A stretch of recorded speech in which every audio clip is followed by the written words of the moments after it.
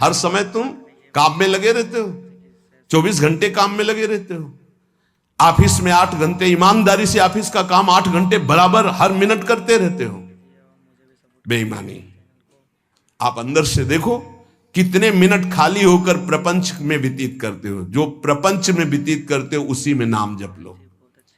जो मनोरंजन में व्यतीत करते हो, जो बकवास में व्यतीत करते हो, जो व्यर्थ कार्यों में व्यतीत करते हो, उसमें नाम जप कर लो। नए नए विद्यार्थी, नए नए बच्चे जिनका जीवन पतन के गर्त में जा रहा है, अरे जिस समय तुम गेम खेलते हो उस समय तुम राधा राधा जपो। माता पिता को चाहिए कि उनको एक छोटा सा काउंटर लेके, हाँ हमको गिनती करके दिखाओ राधा नाम की, इतने 1000 बार नाम जप करो, राधा राधा राधा। अभी सुधार होने लगे।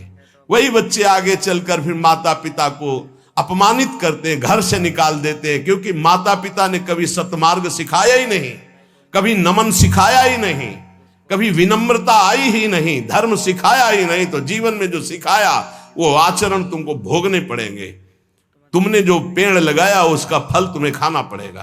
कभी बैठाल के सिखाया कि धर्म किसे कहते हैं बेटा, कभी सिखाया ऐसे आचरण करना चाहिए, शास्त्रों में वर्णन है। आपको फुर्सत नहीं भोगों से, मनमानी मनोरंजन से, तो बच्चों को जो जीवन की शैली तुम्हारी अनुकरण करने को मिल रही उसका परिणाम तुम्हें होगा कि थप्पड़े आएंगे और तुम्हें घर से निकाल देंगे।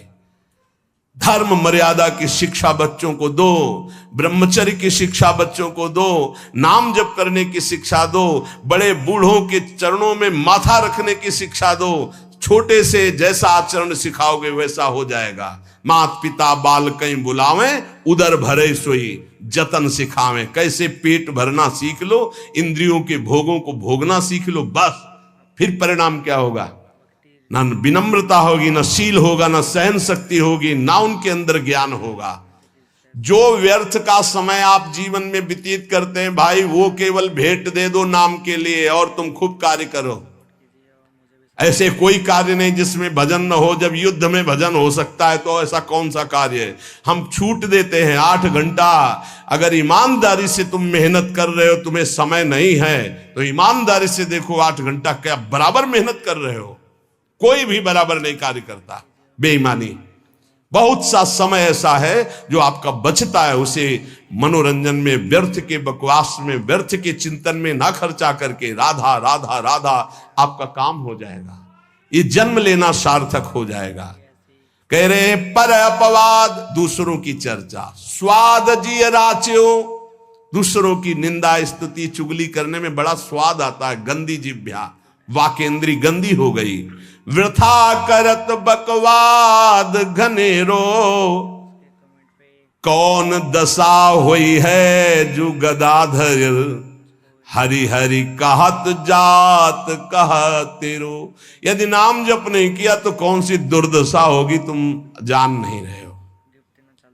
भजन कर लो, कौन सी दुर्दशा होगी जान नहीं रहे। यदि भजन नहीं किए, ये कहने से नहीं चलेगा कि हम गृहस्थ हैं, हम तो अमुक कार्य करते हैं। आप केवल आए हैं भजन करने के लिए।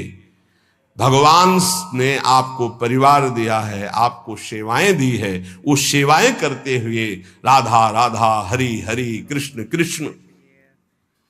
यदि नाम जप हमारी जिह्वा से चलता रहे तो हमें अन्य कोई साधन की आवश्यकता नहीं।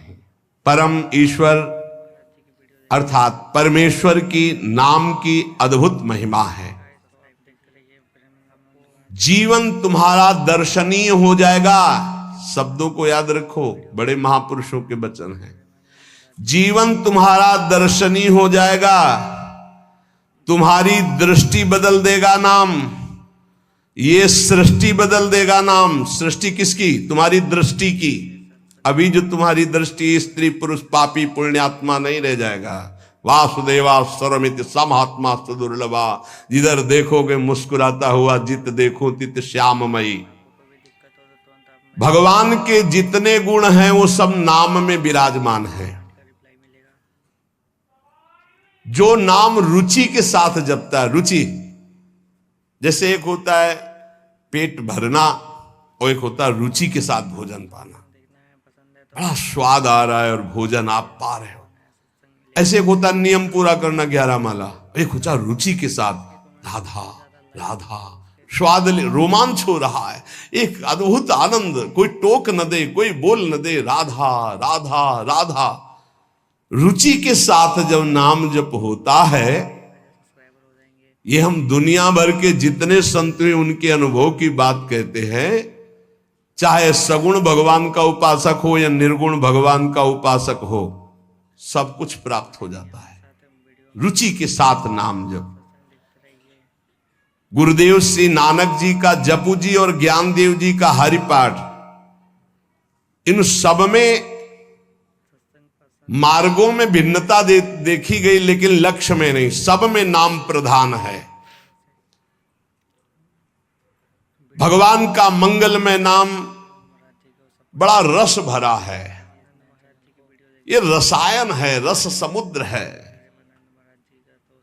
तुलसीदास जी, चैतन्य महाप्रभु, तुकाराम जी, नरसिंह मेहता जी, नम्मालवार जी, नानक देव जी, बड़े बड़े महापुरुषों ने अपने जीवन की अनुभूति का वर्णन किया कि जो कुछ मिला वो सब नाम से मिला है।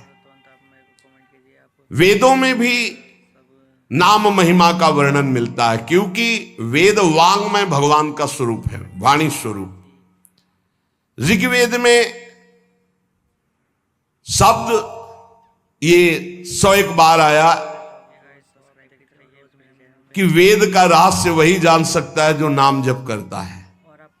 सर्वे वेदा यत पद्मा मनंती, सारे वेद ईश्वर के नाम का ही आमनन करते हैं।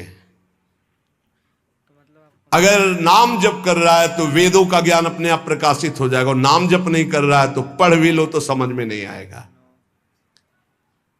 श्री तुकाराम जी कहते हैं, वेद अनंत बोलीला अर्थ इतुकाचि साधिला, बिठोवासी शरण जावे निज निष्ठा नाम गावे।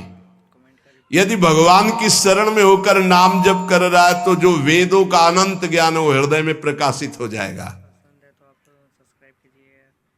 वेद स्वयं अपने बारे में कह रहे हैं कि जो निष्ठा पूर्वक नाम जप करता है, ऋचो अक्षरे परमेव व्योमन यस्तत्न वेद किम ऋचा करिष्यति। वेद की सारी ऋचाएं नाम जापक के हृदय में स्फुरित हो जाती। भले वो संस्कृत से ना बोल पावे, लेकिन वो जो बोलेगा वो वेद की ऋचा होगी, क्योंकि नाम में ही सारे वेद विराजमान हैं। एक नाम में जो सामर्थ है वो सब वेदों में छिपी हुई है। जो नाम जप कर रहा है वही वेद मंत्रों के रहस्य को जान लेगा, और जो नाम जप नहीं कर रहा है वो पढ़ भी ले तो नहीं समझ पाएगा।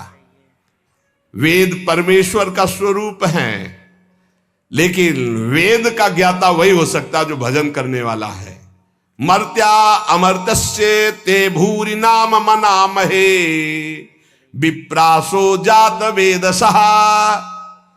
हे परमेश्वर, यद्यपि ये शरीर तो मरण धर्मा है और आप अमृत स्वरूप हो, पर आपके ज्ञान को हम अल्पज्ञ आपके नाम के मनन से जान जाएंगे।